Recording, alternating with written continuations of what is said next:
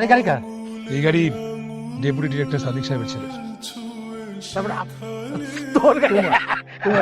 দেখছো কি সুন্দর গাড়ি কিনছে তোমার ছেলে। হ্যাঁ অনেক সুন্দর হয়েছে বাবা। খালি সুন্দর বলতে হবে না, একটু চড়তে হবে। আসো আসো। আবার আরে বাবা আসছিস একটু রেস্ট নে, গাড়ি তো চলবো না। না না, রেস্ট করে নিবো, তুমি চলো। আসো। পরে চলবো। না না, নতুন গাড়ি বাস হয়ে যাবে। আরে একটু রেস্ট নে তারপরে যা। তোমার রেস্ট আমি বাবাকে একটু গাড়ি দিয়ে আসবো। দেখছো পাগল। খুব সুন্দর হয়েছে রে।